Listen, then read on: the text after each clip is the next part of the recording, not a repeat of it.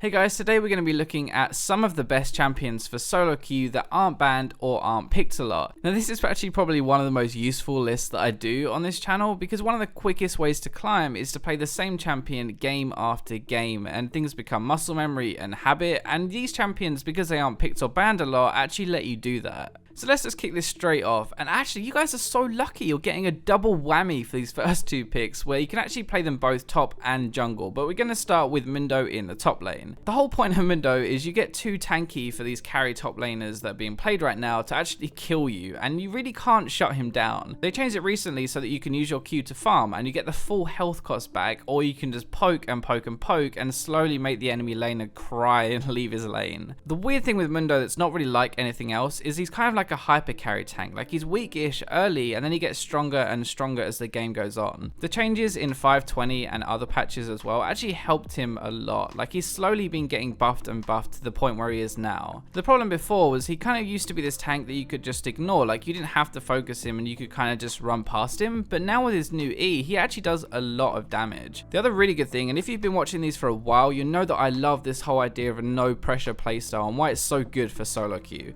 Like, if you don't win your lane, it doesn't matter because you're going to be tanky, but if you do win your lane, then you'll shut down the enemy top laner and you'll be so hard to kill, so it's really just like a win-win. He's great at dominating with a lead, and it's something that a lot of tanks actually can't do, but with Mundo you poke with your Q and then you can dive with your ultimate when they are low enough. It sounds silly, but it's actually really hard to recover against a Mundo. Now, even though you might not run around and kill everyone with damage, you can carry by absorbing so much damage and giving your team time to kill their enemy frontline. Actually, you know what, the dumb thing is you can probably just kill everyone anyway. Like, what a time to be an AD carry main where Mundo is going to kill you before you can kill him. So Wukong is actually my top lane pick for most of these lists, but we're going to mix it up a little bit, spice it up, and we're going to stick him in the jungle this time. That sounded so weird, holy crap. So Wukong, the main reason you pick Wukong is his ultimate. It is deadly when you're ahead, but it's also enough to make a comeback if you pick a good fight. His early clear is kind of crappy, but after that his clear is good, his ganks are okay, and he really just has to survive early. The reason I actually chose him over any other jungler, because there are a lot of good junglers right now, is that he's very easy to have an impact with, and that's kind of the reliability that you want for climbing solo queue quickly. I'm not really talking about mechanically, but he isn't too difficult mechanically, honestly, but it's more that your game plan is just very simple. Like, every time your ultimate is up, you go to a lane and use it. It's really just that simple. The knockup plus your damage is going to be more than enough to get at least summoners, but most likely kills, and then from there you get towers or dragons and snowball the game. That is the other thing as well. His damage is just insane. Like, with your passive giving you armor and magic resist, it means you can actually afford to build 2 damage items first and then go tanky, so you can literally just take a dump on everyone. I guess the other reason as well that he gets away with building damage first isn't just his passive, but because you can use his clone or his W to avoid damage and survive that little bit longer. Last thing is something I've always said with a jungler, or actually kind of a top laner as well, I guess, is if you engage fights, you are normally always more likely to win them, and Wukong is great for engaging, so you wait for that perfect time and you just go nuts. Moving on to mid, and this one was actually really hard because there are so many good mid laners right now, and I kind of wanted to pick Vel'Koz, but I already did an underrated video on him, which you can check down in the description if you want to see that. So we're going to go with Twisted Fate, and he is just the definition of a solo queue champion. Like, he has a no effort roam, he can carry bad teammates by winning their lane for them. This is really why he's good in bronze all the way up to challenger, because it doesn't matter how well your teammates are playing really, you can just boost their efforts up and you can help them get ahead. He has really good wave clear, he has good poke as well, but he has kind of an average lane phase, and this is probably the thing that most people are going to struggle to get their head around. It's very similar to Mundo actually. Like, you aren't designed to win your lane, and that's what you have to remember. I mean, like, sure, you can actually win, but that's not why you pick Twisted Fate, and one of the biggest problems is that he finds it hard to deal with some of these assassins. Just remember, you have one job: get 6 and use that ultimate to roam, so don't worry and don't get down if you struggle with your matchup. Even though that is the reason that you pick Twisted Fate, he actually has a really good late game and he can one-shot people. Like, his damage is definitely underrated. There are actually 2 other things I think that are really underrated. One is his low cooldown stun in a team fight. It's actually really useful, especially for kind of self-peel or to peel for your AD carry. The other thing is that when you kind of get to that one-shot stage, or where you actually have a lot of damage, you can catch people mid to late game where they just farm side lanes. Like, people always do it, and you can just use your ult, go to that side lane, kill the person, and you've turned the game into a 4v5.